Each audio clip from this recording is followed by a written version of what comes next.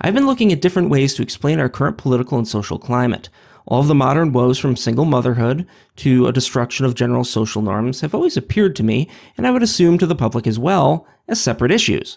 But recently, I've read an experiment called Death Spiral, the Explosive Growth and Demise of a Mouse Population by John Calhoun. I believe this experiment can tightly summarize our modern plague. My question is, what do you think about this experiment, and how can we change our behavior in order to get a better conclusion than the rats? That's from Sam. Wait, rats or mice? What are we talking here? I think the experiment is mice. It's the Mouse Utopia stuff, right? Yes, yes. Okay, so you've read it recently, right? I actually have it up right here. I've done a presentation on it, so okay, don't read it. But if you can just give me the gist, or give the audience the gist. I've done a show on this a while back ago, but since it's fresher in your mind, you can go for it. So basically, John Calhoun, there was worries about overpopulation in the 1960s. You know, there wasn't going to be enough food and enough water. So he decided... Strangely enough, I'm sorry to interrupt you just when you start. Yeah. There was great fears about overpopulation in the 1960s. So what they did was they sent approximately $1 trillion a day to the third world, because that's really going to help them solve the overpopulation problem. Anyway, go on. Yeah, no, you see the exponential growth of population. They were afraid they were going to run out of food and water. But Calhoun decided to do this experiment where there was unlimited food, unlimited water, and he wanted to see what would happen. You know, would there just be like a pile of mice, just a million of them in a sphere that would pile up in the cage? So he took away, you know, predators, weather, the food, and, you know, lack of water and general resources. And basically what happened is, after there's an initial explosion of population, then slower growing population, and then the population just sunk off. And what is really interesting is what happened when that population sunk off. Go on. So, first off, when the mice gathered up in the cage, basically there was a couple of quadrants, and the cage was 4 stories high. And the report itself is kind of cryptic in that it describes these as apartments, just to kind of draw the analogy.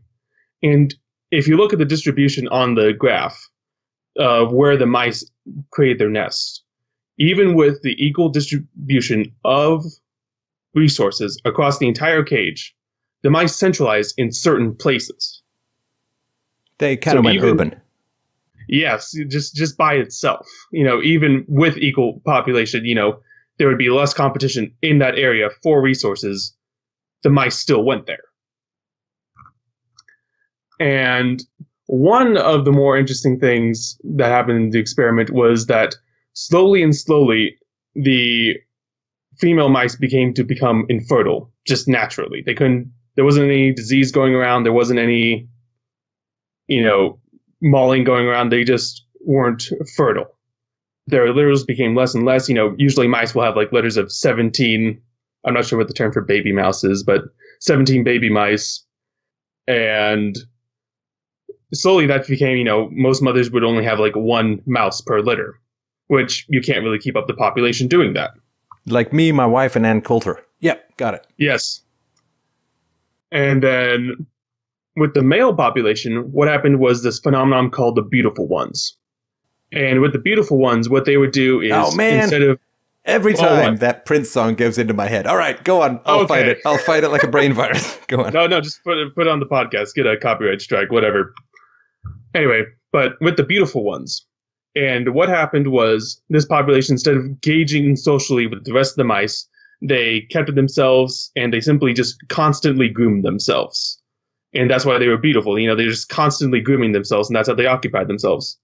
This group of mice also developed homosexual behaviors, which is kind of like in proportionate numbers to... It's a form of collective population control, because then you have, of course, the mice having sex without babies coming out, so... Yes. But sorry, go on. Yes. So then, eventually, because between the infertile female mice and the homosexual male mice, the population of the cage is spiraled out of control. And they originally started... What do you mean? So the population spiraled out of control sounds like there was a population explosion, but if we have the homosexual mice, the basically relatively infertile female mice, and so on, then you get a population decline, right? Yeah, like down, spiraled down. Oh, so the population going out of control means the bottom fell out of it, like Western European white style. Okay, got it. Yes, and that's why I think this study is so fascinating, because it explains exactly, in my mind, what is happening today. So basically, after, roughly they estimated after 1,200 days, every single mouse would be dead. The initial 12 settlers. Okay, well that's a rather startling thing to drop in on people unexpectedly. Yeah, but okay. I know. Death will come. Yeah. Okay. And why I titled it Death Squared is that he noticed there was the initial death of the mice, which was their social activities with each other. And this first death of the social norms between the mice led to the second death of the physical death of the mice and the population. Now, do they have an explanation as to why, when the population began to spiral down, and again, this is all in a situation where they have no predators and more than enough to eat and drink, right? Yes, there's no predators, there's unlimited food, unlimited water. So no migrants, got it. No outside population to control and make it look like the population's going up. Yeah, so do they have an explanation as to why, in order to sustain the group, the fertility did not begin to increase when it began to freefall? There was some minor experimentation on that, in that one of his colleagues took the beautiful ones, the mouse that had become... The metrosexuals. The metrosexuals. And they took these mice and put them in a separate cage, like those additional settlers, and they never regained back that behavior at all. You mean the rutting with lots of kids behavior? Yeah. Right. They never regained that, make greater populations behavior. They turned it off and they couldn't turn it back on. Wait, and now is that in a situation where they still have more than enough food and drink and no predators, or did they put them back into a situation of scarcity and predation again? They put them back into, a similar, fertile females, the same unfamiliar food and unlimited water. Right. Okay. Basically. Okay. It wasn't out back into the wild completely. Which is an insanely artificial environment for all living species, right? I mean, because normally when you have an explosion of population, they either run out of food or they draw in predators, and then they feed the predators, who then explode in population. So there's that balance that comes out. Yes. So this idea that you would end up with this population explosion with no counteraction is a pretty wild scenario that evolution would never have figured things out for. It's like cocaine. Yes, it's like our evolution. Like maybe you chew a couple of cocoa leaves. Like I'm just reading a biography of Freud at the moment. So So, it's like, well, the people who chew cocoa leaves, they seem to have a lot of energy and it doesn't seem to have any real ill effects. It's like, well, yeah, because it's not powdered and jammed straight up your nasal cavity. So it's not quite the same in terms of potency, right? So that is a very different kind of situation. Okay. Now, like you said, this is a very artificial situation that these mice have been put into. Yeah. Except that it's the welfare state, but go on. Basically, and that's where I find it myself, this is basically a giant analogy to our modern climate. It's not an analogy, it's a modeling. Good point. Yeah. I think, because an analogy would be a sort of metaphorical comparison, but it's a recreation. Yes. And let's see, what was I about to say?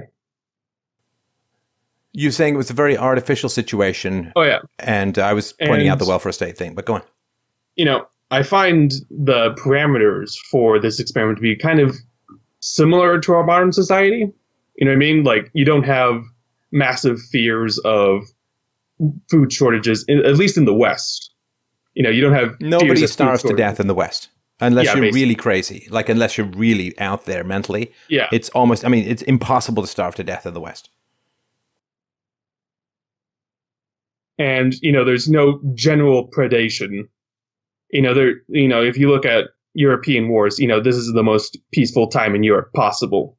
Well, besides the political wars, but, as far as physical fighting wars, this is the most peaceful time in the West.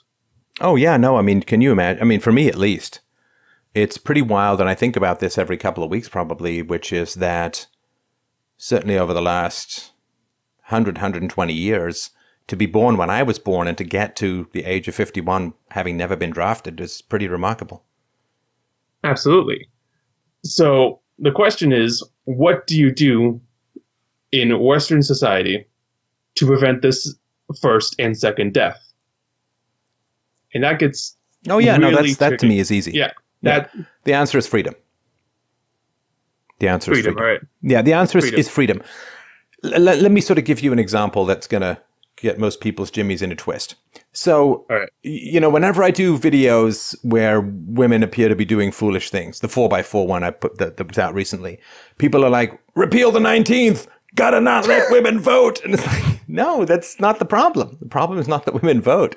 The problem is that there's so much to vote on. The problem is not that women or men or the poor or smart or dumb people vote. The problem is that voting controls trillions and trillions and trillions of dollars. That's the problem. I think voting is an enabler to predate your neighbor. Yeah, essentially. yeah. So Yeah. when you can vote to take away other people's property, it kind of doesn't matter whether men or women or whoever vote. And, people also say, the problem is we don't have an ethno-state. And it's like, hey, you know who had ethno-states? Europeans in 1914, right before World War I. Hey, you know who else had ethno-states to a large degree? Europeans in 1939, right before World War II. I don't think ethno-states is the magical answer to avoid problems that you're thinking of. So that is just the basic. What we need is not blacks or whites or ethno-states or nationalism of this. What we need is freedom. So if we say, well, women prefer, I'm not going to try and argue the truth of all of these statements. These are just ideas that are out there, and I'm just going to provide solutions that involve freedom. So please don't think that everything I say here is stuff I believe. I'm not right? going to fact check you now. Yeah. It's, No, this is not all stuff I believe. This is just arguments out there. So people say, well, women prefer security to freedom. And therefore, if women vote, they'll vote in big, giant welfare states, and then your freedom gets destroyed. It's like, okay, there's arguments that say that female suffrage added significant proportions to the growth of the state. But okay, let's just say that that's a true argument to one degree or another. What is the solution? Bar women from voting? No. The solution, you see, given that women prefer security to freedom, is to not have the power to redistribute income through the state. Because then women who desire security over freedom will find that security by marrying great men who are responsible and good providers. Yay! Male virtue gets a big thumbs up and a tingly nether bit from the female of the species. So there's a freedom. People say, oh, well, women aren't that interested in politics, and the average IQ for women is lower, and blah, blah. Okay, well, the free market could handle that. Because to have resources in the free market is to have some influence on society. And so if you believe that women aren't as competent as men, then the free market will deal with that, because women will end up in aggregate having fewer resources with which to influence society. And again, I'm not saying I believe all this stuff. I'm just saying here's how things play out as a whole. Now, I think part of the problem with the predation of voting is that most people that vote don't realize it is a predation. They don't see, increasing taxes as a use of force at all. I mean, they're like, oh yeah, it's just taxes, whatever, price we pay for society, blah, blah, blah, blah, blah. So I think that's also part of the problem. No. No? No. I mean, I don't think so. Let me tell you why. So let's just sort of look at it from an evolutionary standpoint. Women who cared about the moral source of the income with which they fed their children, the women who cared about that more, would they do better or worse than the women who didn't care about the source of the income and just used whatever necessary to feed their kids? The women who cared more would be more successful. No. The women who cared less would be more successful, because the women who cared more would say, well, I don't want that money because it come from potentially illicit sources. Well, Whereas the women who would just be like right. the wife in The Sopranos, like the Edie Falco character, they'd be just like, I don't care where the money comes from. I'm going to use it to spend on my kids and to get them great toys and great education, and I don't care, right? They would just get Right. access to more resources because they wouldn't have this moral barrier as to whether the resources were obtained well or badly, right? Right. Does that make sense? Yeah, no, I thought you were talking about the quality of the resources, not the... No. The sort of the moral source of the resources.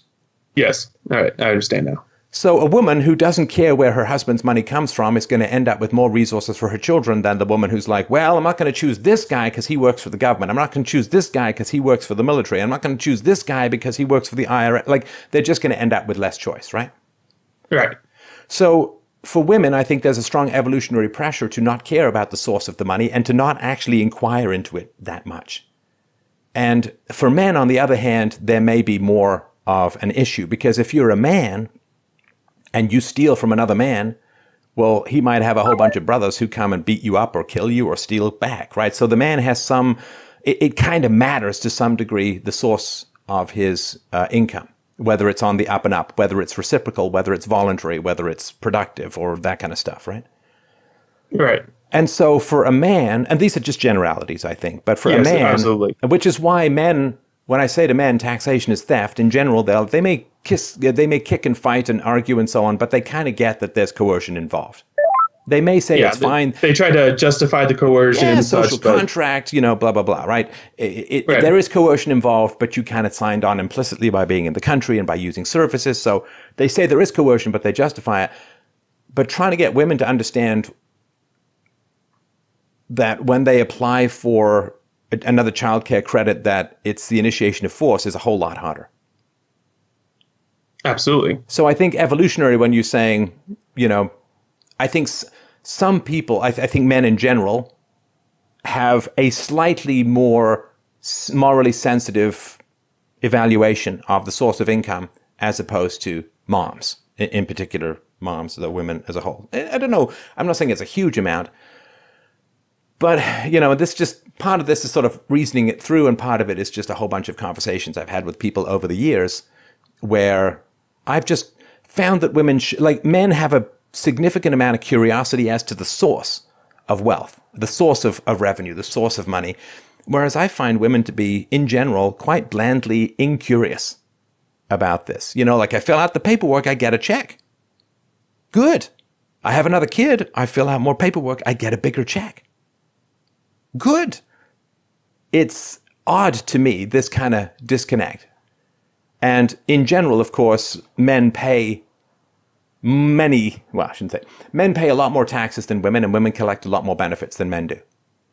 And I don't think that could really happen if women were really sensitive as to the source and say, well, that's not fair. We're receiving a lot more in benefits than we pay in taxes, whereas men are paying a lot more in taxes than they receive in benefits. But the women are just like, yeah, that's great. Like Ida Mae Fulton, the woman who got the first Social Security check, she paid like $20 in and got $250,000 out of it. And she's like, great. So, there is, but in a state of freedom, you can't vote away other people's property.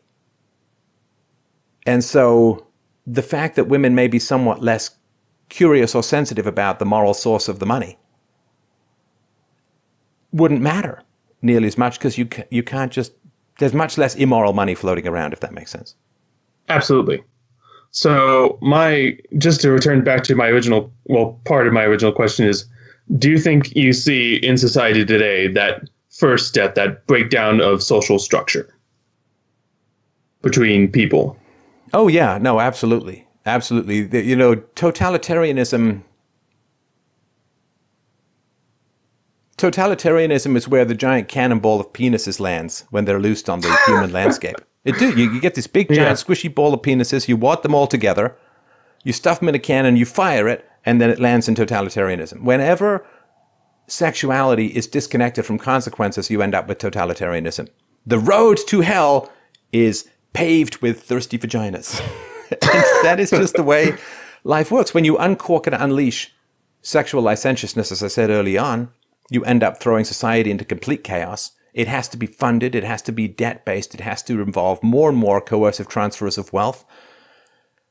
And society gets more and more ashamed and embarrassed. You end up promoting the birth and growth of people who aren't that smart. And to have a free society, you need a pretty intelligent population. You need at least IQ 95. 100 is better. 105 is even better. You just need a pretty smart, and this goes back to the work that Dr. Helmut Nyberg has done, that you can't sustain a free society when IQs start dipping into the low 90s, and certainly below 90. It becomes functionally, there's no democracy, there's no free society out there with an average population with an IQ of 90 or below. And so the welfare state is, as I've said before, fundamental dysgenics. You take money from smart people who then have fewer children, and then you give that money to less smart people who then have more children. And so the real replacement, right? Everyone talks about population replacement. The real population replacement occurs before any kind of migrants, before any kind of diversity or multiculturalism initiative. The real displacement, the real population replacement, is replacing smart people with dumb people, and that's the welfare state. And other things as well. I mean, it's not just the welfare state. And so once that process is in place, so what happens is you end up with a smart populations produce a huge amount of resources, which then fuels the rise of less intelligent populations, which always used to be culled through wartime. And now I think leftism has become a form of internal civil war stimulant that is a weird kind of way to reduce population. I'm not saying it's anyone conscious, but you always see leftism, which results in massive death, always emerge in a situation where there are excessive resources. So it's almost like, to avoid society dying out, you have this leftist culling that either occurs through revolution or through war. Now, my second question related to that is, what can the average person do, at least, on a personal level and then on a political level, to prevent this first death? Wait, what do you mean by the first death? Which one is that? As the social breakdown between the mice. Well, in this case, the humans. Well, I think, once the population intelligence has dipped so enormously, like Dr. Farrell has in his recent book, The Boy Crisis, and I think it's higher because I don't think it's broken down in particular by demographics, but just to take, even if it's half this number, he says that since the 1980s in the UK, there's been a 15-point IQ drop among boys. A 15-point IQ drop among boys. Well, that's the gap, I think, a bit bigger now than the gap between white Americans and black Americans. I mean, yeah, that's a whole standard deviation. The whole standard deviation. Now, I don't know if you've ever tried engaging deferral of gratification, complex abstract reasoning of the free market and personal responsibility with somebody who's got an IQ of 85. Let's just say it's a bit of a battle. Oh, I've gone to public school. I think I have. Yeah. No, I mean, if you take the general plaintiffs and Judge Judy's courtroom and then try and explain Bastiat's principle of the seen versus the unseen, I think you'll pretty much quickly unsee a whole bunch of people in the audience. So once that situation is going on, then it's, I mean, I hate to say impossible because that sounds like such an absolute, but I will say that historically it has not been reversible. Now, historically we didn't have the internet. Historically we didn't have these kinds of conversations that go out to millions of people over time. So again, it's hard to say. I mean, yeah, that's why I wanted to have this conversation with you, because at my school I ran a philosophy club for some time, inspired by you. So thank you. And I presented this, and the club is only like a dozen people, and I go to a school about 400. But who cares? I really hope I'm making that change. It's more than 90% of the population. It's not the number of people; it's the quality of people that matter. But go on. It's the dozen people that think philosophy is important enough, which are probably going to be the more influential people in society, hopefully. And the main criticism I got from that presentation is mostly like, well, they're just mice, just whatever. But like every other psychology experiment uses mice. I don't see how this doesn't apply here. Absolutely. Well, it certainly opens doors to interesting questions. You wouldn't want to say, of course, and I'm not trying to suggest you would, but just to be clear, you wouldn't want to say that we're just like mice. Of course, right? Oh, yeah. The question is the epigenetic changes that occur are absolutely fascinating. How our genes change, whether we choose to reproduce. So when you get a lot of wealth, it would, like, just evolutionarily speaking, the races separated, 40,000 years ago. There's some arguments this is greater or lesser, but let's just say 40,000 years ago. And the populations have remained relatively stable. Like at one point, I think about 11,000 years ago, during the Ice Age, human beings were down to like 10,000 people. I mean, we were right on the edge of, winking out. But the populations have remained relatively stable, give or take. I mean, there's lots of oscillations and so on, but other than the Neanderthals and maybe a couple of others, who's gone extinct, right? And so there must be some regulatory mechanism that has been built into an excess or a deficiency of resources, because we know there was a little ice age in the, 15th, 14th centuries in Europe. There were medieval warm periods and so on, where, Greenland had crops, half the year and so on. So there have been huge fluctuations in resources.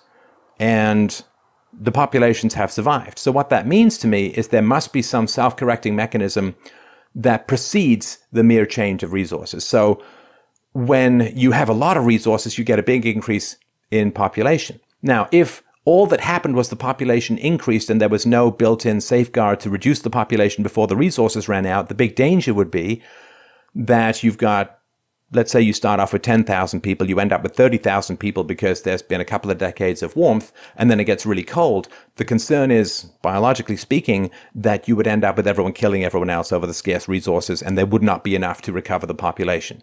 So biologically speaking, and this sounds like it's all engineered, but this just to me would be part of evolution.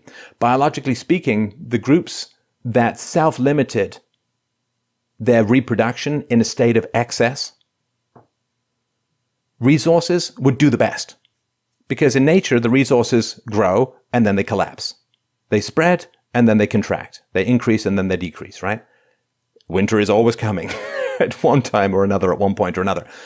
And so if you had a population that had some way of short-circuiting the population growth during times of excess resources, then there would be less combat, less conflict, less war when the resources contracted. So the fact that this happens in mouse populations with infinite resources makes perfect sense to me. It's just that, and I don't know if this has been done, probably has, and let me know if it has, and if it hasn't, look it up and let's talk about it some more. If you take the population that has changed as a result of infinite resources and you put them in a resource-constricted state again, maybe even with some predation, do they kick back into the normal behavior? I would guess that they would if it hasn't gone too far, which in nature it almost never would. So to me, it makes perfect sense when you look at population growth that you would want a population that would self-limit itself before the resources ran out to avoid this kind of civil war in the species and so on. And the fact that this is borne out by these mouse utopia experiments to me is very interesting. It's very interesting. So if you look at the European population, just look at the whites as a whole.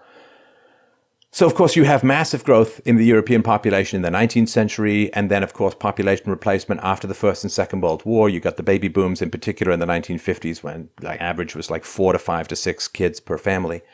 So then you have a massive population growth.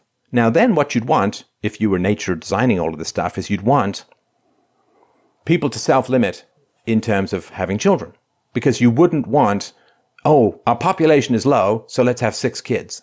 And let's have our kids have 6 kids each. And like, you know how that works. It's like that chessboard thing with the, you double the grain and you end up owning more grain than in the world before you get to the end of the chessboard. So you'd want there to be some way of reducing that population growth so that when the resources ran dry, right, you wouldn't all descend into civil war. So the fact that when there's a time of excess and peace, that European population growth slows down and in fact begins to decline, well, that would be the instinctual preparation for winter is coming. And that would be perfect and healthy throughout almost all situations of human history. The difference, of course, is that we have capitalism, which means that there would in fact be no winter is coming. That's number one. Number two, we of course have intergenerational debt-based horrors in terms of fiat currency, unfunded liabilities, old age pensions, healthcare, all the stuff that's been promised, which means that you can't have a population drop, because the politicians require a youthful population to generate the taxes to pay off the debts and the unfunded liabilities that they've promised all the old people who vote more and live forever and so on, right? And so we've got this weird situation where you can't have a population drop. In a free market, you'd have a population drop, which would be perfectly fine and would actually be good for the environment, sustainable, healthy, and positive. But because of the status system we've got and fiat currency and debt, the population decline cannot be allowed to occur. So people are stuffing the countries full of migrants and immigrants and so on in order to prop up the system for a little while longer. And that is something that has not occurred in human history before. Absolutely. We'll see. Yeah. We'll see. We'll see. The cynical part of me says that when governments can't pay their debts, they go to war. You can't have war in Western countries because of nuclear weapons, so you'll just import the civil conflict instead. And that's why you won't be able to pay your bills, because you'll just provoke conflicts. But I don't know. I mean, who knows what's going on in the minds of people who are behind all of this. I mean, other than, of course, the fact that they've talked about it for about 80 years. But anyway, we'll have to see how this plays out. What can the average person do? Well, you just have to tell people what's going on. You have to, I mean, as I said in the very beginning of this call-in show, philosophy is a conversation that occurs at a micro level. People like me, people like Jordan Peterson, we can't leverage anything if people aren't having private conversations. It's in the comments you leave on a article somewhere. It's on the tweets that you put out. It's on what you post in various forms of social media. It's the little conversations you have privately. That creates a philosophical conversation. And most people can't judge an idea. They can only judge the prevalence of an idea. And if an idea becomes more prevalent, then you have a much greater chance of getting some sort of reason and evidence across. If the idea remains extraordinarily rare, then most people will have a very difficult time taking it at all seriously, because it's just too startling and too new. So everybody has a role to play in philosophy, and that's, I think, what the average person not only could be doing, but should be doing. And, you know, one sort of example of this is the race and IQ stuff is starting to hit some mainstream acceptance. I think it was Andrew Sullivan, if I remember rightly, who wrote recently about race and IQ in a very sensitive and intelligent way. And, you know, then it's going to be like, not, what? This is terrible. Like, it's like, and I've been trying to do my part of that for many years, to just keep putting the ideas out there, knowing that it's going to hit a lot of resistance, knowing it's going to goose people who are emotionally reactive and who are science deniers and who don't understand the math and who think you're judging individuals and think it's racist to talk about facts and so on. And it just takes a while. It takes a while for people to get. It's like putting on new shoes. You ever have those new business shoes that feel like Steve Martin's cruel shoes, you know? And then after a while, it's like, okay, that's not so bad. After a while, they may even become shoes that you're comfortable with. So you just keep talking about ideas and keep talking about the immorality of the welfare state, the dysgenics, I guess, of the welfare state, the immorality of state force, the problem of predatory voting, and so on. You just got to keep talking about it. And it's like a sales pitch sometimes. I hate to put it that crassly. Oh, yeah. But, you know, sometimes it takes 20 exposures to even remember what the heck the ad was about. So you just keep netting that stuff, keep softening up people's minds to be receptive to new facts with repetition. And then when a particularly great argument comes along or a particularly great piece of evidence comes along, people will be more receptive. And as long as we have free speech, we have the right and the obligation to do that. Absolutely. All right. Well, thanks everyone so much. Appreciate the conversation. Appreciate the calls. Always a great pleasure. Pinch punch, first day of the month tomorrow. Surprise. So if you can remember, I would really, really appreciate it. freedomainradio.com/donate. freedomainradio.com/donate. Massively appreciate your support. Of course, we can take a credit card. We can take a bank card. We can take crypto, a PayPal, just about anything. Recurring donations are better. If you can set up like $10 a month, $20 a month, that's great, because then we have some sense of what we can spend next month. And we are actually spending quite a lot of money at the moment, trying to get the new website on the radar, and also upgrading some equipment for interviews to make them crisper and better and more professional looking. So yeah, we're spending some money, and if you could help out, that would be enormously appreciated at freedomainradio.com/donate. Theartoftheargument.com for the book. Follow me on Twitter at Stefan Molyneux. Sign up for the newsletter at freedomainradio.com. And also, if you've got shopping to do, fdrurl.com/Amazon. Mwah! Goodbye, my pretties, my lovelies. I will talk to you soon.